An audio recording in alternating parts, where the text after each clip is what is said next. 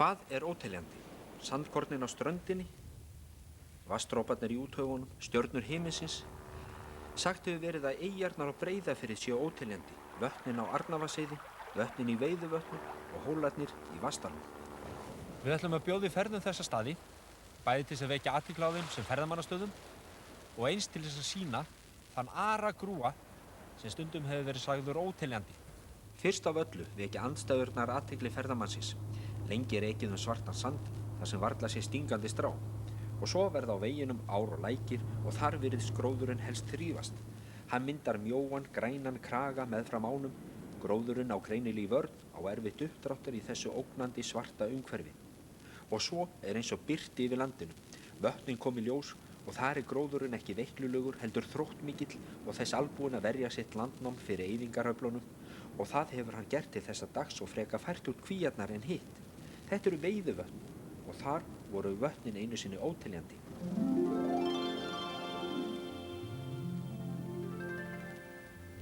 Veiðivötn er í tæplega 600 metra hæð skammt frá Þórisvatni, norðan við Landmannalaugar.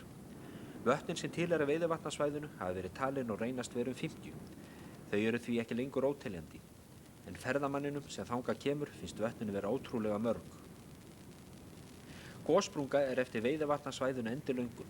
Jarðfræðingar hafa sýnt fram á að þar hafi gosið landnám og síðan aftur 1480.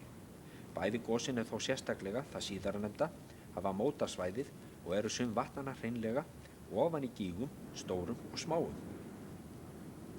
Lengd gossprungunar er að minnstakosti 67 kilometrar og nær frá Landmannalaugum í suðvestri og langt norðaustur Hraunvötn og jafnvel lengra. Sandbreiðurnar, vikrarnar umhverfis veiðivatnasvæðið eru blanda af ösku og sandi. Þetta er mjög létt efni, binst illa, sandurinn er því mjög rofgjarn og þar er komið skýringin á eyðimörkinni og hversu gróður og erfitt uppdráttar á þessum slóðum nema við ár og vötn. Veðurfærið bætir ekki úr skák. Hér er hálendi og fræðingarnir segja að í köldum sumrum náu plöntur hreinlega ekki að blómstra og mynda fræ. Af þessum var ráða að skemmdir af gróðri af mannavöldum gróa seint og illa.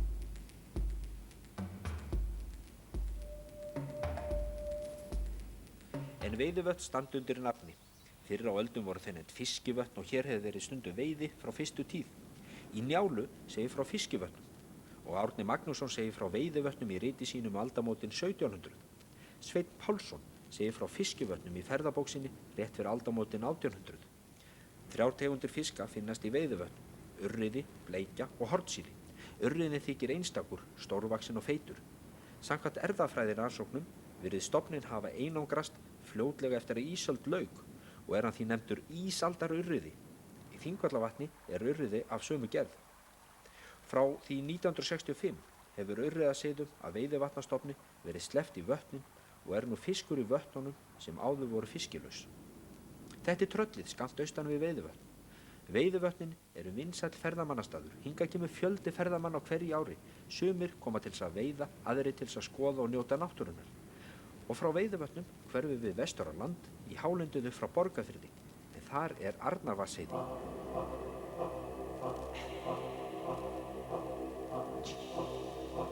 Þetta er Arnarvatnsheiði og þar er allt þakið í vötnum, eins og segir í kvæðinu. Arnarvatnsheiði er heiðarflæmi upp frá Borgarfirði og norður af Eiríksjökli. Sagt er að vötnin á Arnarvatnsheiði séu óteljandi og það held ég svo sannarlega sé rétt. Þarna er hvert vatni við annað og á milli lækir og stuttar ár. Sum vötnin eru grá og grunn, önnur blá og tær og senda aftur til himins glampa sólarinnar. Í fjarska sjáum við landgöngul. Vötnin eru mörg hver ágætis veiðivötn, enda voru þau kölluð veiðivötn eða fiskivötnin vestari til aðgreiningar frá veiðivötnunum á Landmannafirði. Silungsveiði hefur verið stundu hér frá ómunna tíð og í tíma var jafnvel veitt að vetrarlagi. Víst er að veiðin hefur verið mikil búbót og forðað mörgum frá hungurdauða í erfiðum árum. Mikill gróður er á Arnarvatnsheiði og heiðalöndunum í kring, að minnstakosti miðað við annað hálend Íslands. Ýmislegt veldur þessu, til dæmis eru heiðarnar frekar lágar, 400-600 metra háar, landið er tiltölulega flatlent og þar safnast vatn í tjarnir, flóa og vötn og þarna er nokkuð úrkomusamt. Þetta er því kjörlendi fyrir gróðurinn.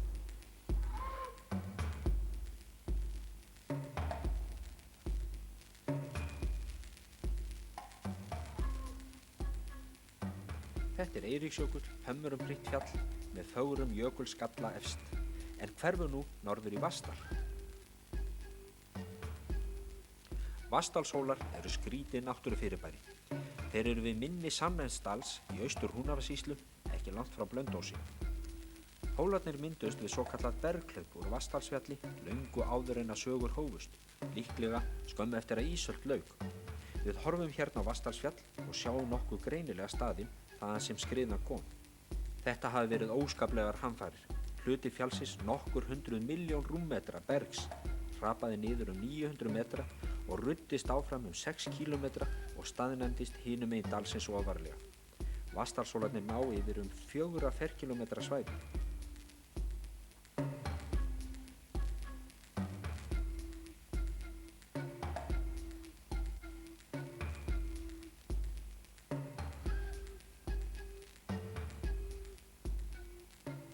Eftir Vatnsdalnum rennur Sandnes á og við hólana hefur myndast stöðuvatn sem nefnist Flóðið. Það var til svonefnd Bjarnastaðaskriða féll árið 1720, örlítið vestan við þann stað þar sem hlaupið féll sem myndaði hólana. Skriðan kennd við Bjarnastaði sem hún lagði í rúst og dóu þar 6 menn. Á jörðu niðri virðast Vatnsdalshólarnir allir vera mjög svipaðir, en annað kemur í ljós þegar flogið yfir þá. Þá sést að hólarnir eru aðgreindir í spildur af skorum eða dölum eins og Ólafur Jónsson segir í bók sinni Berghlaup.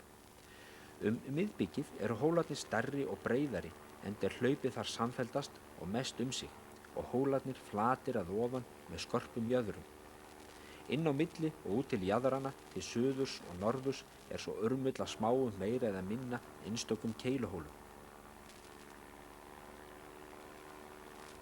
Vatnsdalshólarnir eru ekki aðeins eitt þekktasta berghlaup á Íslandi. Íslandssagan á þar viðkomustað.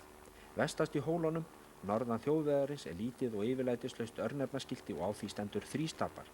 Síðasta aftak á Íslandi fór þar fram 30. janúar 1830. Þar var hálshöggið fólk, maður og kona, fyrir morðið á 2 mönnum. Ómögulegt að segja til fjölda Vatnsdalshólanna.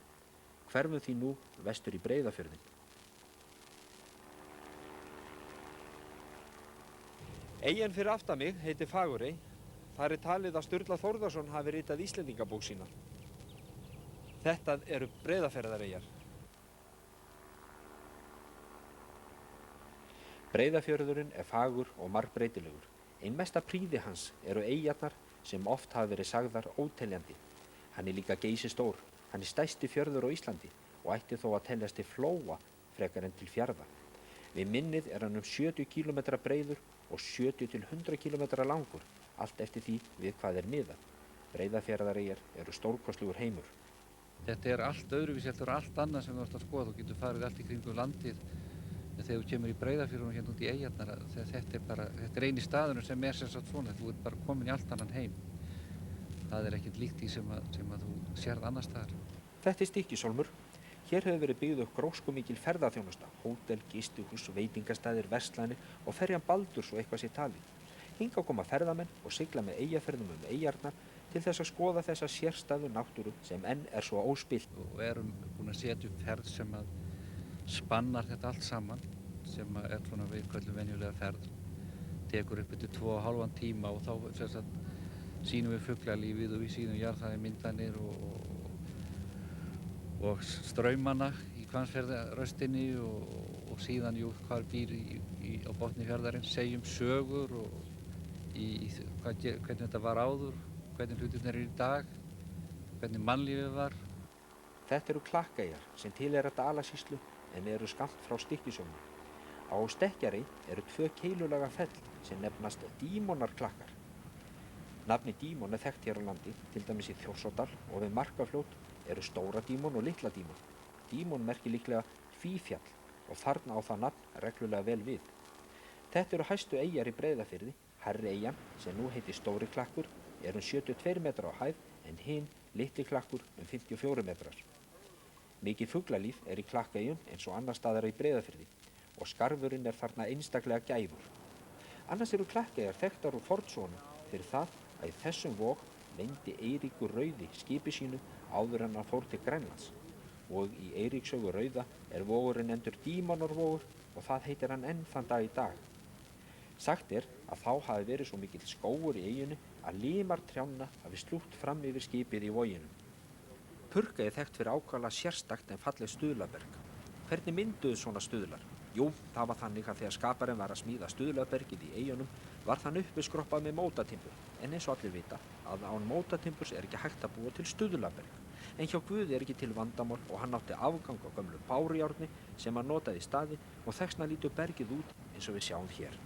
Nafni Purka merkir það sama og gilda eða svín, í latínu porcus, í ensku pork. En það var sjóvíti að nefna svín því sagt var að svínhveli væri illhveli og til þess að eiga það ekki á hættu að bátnum væri granda brugðu sjómenn á það ráð að tala purku í stað svíns. Þess vegna heita hólarnir á utanverðu Snæfellsnesi Purkhólar og þessi eyja sem í fornu ritum var nefnd Svíni heitir Purkey. Og þessar eyjar, þær segja nafni sitt. Þetta eru langeyjar fyrir utan Klofning í Dalasýslu, fallegar eyjar, langur eyjaklassi skorinn á aðra hlið en fjöldi skerji á hina.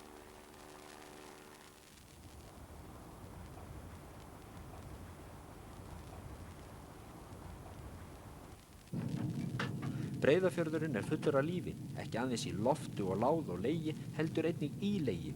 Og þarna kemur smá sýnisorn af því sem finna má á sjávarbotninum. Nokkrar tegundir af kröbbum, ígulker, hörpudiskar, kuðungar, krossfiskar og fleira kemur upp með botnsköfunni. Breiðafjörðurinn er ómengaður og ferðamönnum er boðið að smakka hráum hörpudisk og hrögnum ígulkers. En Breiðafjörðurinn var sagður vera matarkista og svo mun enn vera það sannast þarna. Þetta er frábær matur og ekki spillir umhverfið fyrir. Hrogn ígulkerjanna er undarlega góður matur. Japani segja að hrognir séu sérstaklega kynaukandi fyrir karlmenn. Kannski er það þess vegna sem ígulkerjavinnslan er að ná fótfestu hér á landi.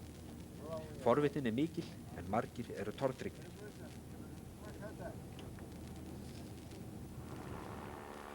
Flatey er stærst vestureyja sem svo eru nefndar og til er að henni 40 eyjar og hólmar. Breiðfirðingar kalla það lönd þegar margar eyjar liggja þétt saman og til er einni byggðri eyju. Hér á því við að tala Flateyjarlönd.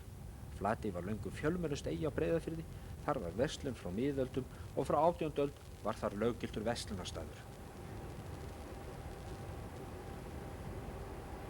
Þarna erum við komin í plássið sem svo er nefnt. En þar er þéttbýlast í Flatey. Blómlegt athafnalíf var lengi í Flatey.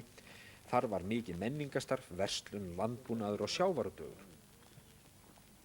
Núni byrjaði hérna svona aðalega í kreppunni eftir 1930 og síðan var náttúrulega tekið aðal lífebrauð af inni, það var verslunin því að hún færðist öll í land þegar komu vegir í kringum fjörðin. Þá hættu menn að koma hingað niður til af ströndinni. Það var bændur allir á ströndinni hérna frá versluðu hérna niður frá. Skip komu hérna með vörur og hér var kaupfélag og svona hitt og annað sem var lagðist af. Grýluvogur. Það var Guðmundur Skeving Bjarnason, sýslumaður og síðar kaupmaður sem stóð fyrir því að þessi garður var reistur. Garðurinn var mikið hafnarmannvirki. Guðmundur reisti hann fyrir eigin reikning og greiddi verkamönnum með peningum sem var óvenjulegt á þessum tíma. Fyrir vikið var mannvirkið nefnt Silfurgarður.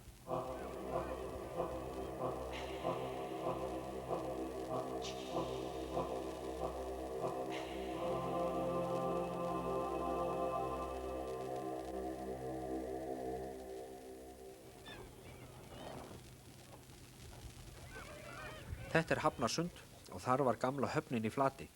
Eyjan heitir raun Höfnin. Hún er nokkuð háreist en skeifulaga og forðum var hér örugt lagi.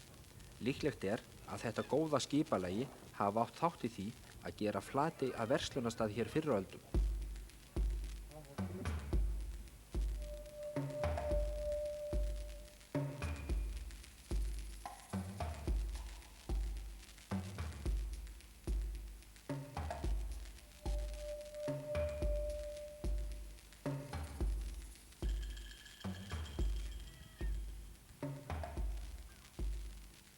Hvítmáluð kirkjan stendur miðsvæðis á eyjunni. Hún var byggð árið 1926 og fyrir framan hana er kirkjugarðurinn. Bak við kirkjuna stendur lítið en snoturt hús. Þetta er bóklaðan sem reist var árið 1864 og hýsti lengi bókakost félags sem hét Framfarastofnun Flateyjar. Bóklaðan hefur nú verið endursmíðuð af mikilli natni og ræktarsinni.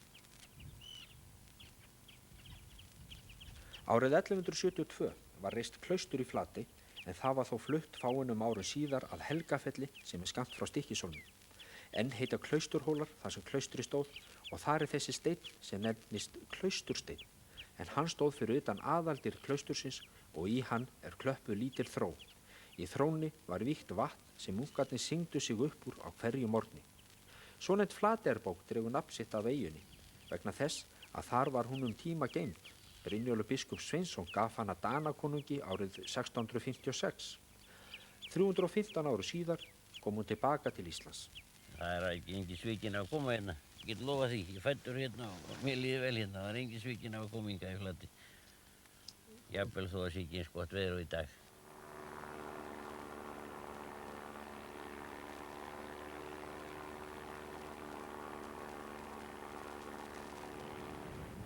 Eru Breiðafjarðareyjar óteljandi? Enn svo álitið, en Bergsveinn Skúlason segir í bók sinni Hrannarrek að eyjarnar séu milli 2850 og 3000, allt eftir því hvað skuli telja með, en hærra verður þó ekki komist. Eyjunum skipta Breiðfirðingar samkvæmt gamalli venju upp í nokkra flokka eftir stærð, eyjar, hólma, flögur, kletta og sker. Innan Breiðafirði gengur Hvammsfjörður, gríðarlegur fjöldi eyja lokar af minni Hvammsfjarðar. Á aðfalli og útfalli þarna mikill straumur vegna þess að hæðarmunur flóðs og fjöru 4 metrar. Þá engu líkar en sléttum haffletunum hreinlega halli. Straumurinn verður að sjálfsögðu mestur þar sem þröng sund á milli eyja. Í gamla daga sigldu menn helst þessar rastir á liggjandanum eða ögurstundinni sem svo heitir, en það á mótum aðfalls og útfalls. Náðu menn ekki liggjandanum hét það að verða straumþrota, því erfitt var að róa á móti straumi og vélarafl venjulegra báta dugði varla til þess að vinna mótunum. Í dag bátarnir með kraftmeiri vélum en enga síður verður hnykkur þegar siglt út í röstið. Oddbjarnarsker gömul verstöð og skammt vestan við Flatey. Byggingarefni eyjunnar þykir ekki mjög traust en hvítur skeljasandurinn hefur til þessa staðist haföldum. Í byrjun 18. aldar talið að 200 manns hafi verið þarna á vertíð þegar fjölmennast var og hefur því mest allt landrými verið mikið notað. Þetta Svefneyjarlönd en þau skammt austan við Flatey. Næst Heimeyjan og þar fer handan 80 eyjar og hólmar. Nafnið sagt hafa komið þannig til að Hallsteinn goði hafi vitið að þræla sinna í eyjunum þar sem þeir áttu að vinna salt en fundu þá sofandi og drepið þá fyrir. Breiðafjarðareyjar merkilegt náttúruundur. Það fjölbreyttar bæði að stærð og gerð og þar hafa gerst ýmsir þeir atburðir sem Íslandssagan geymir.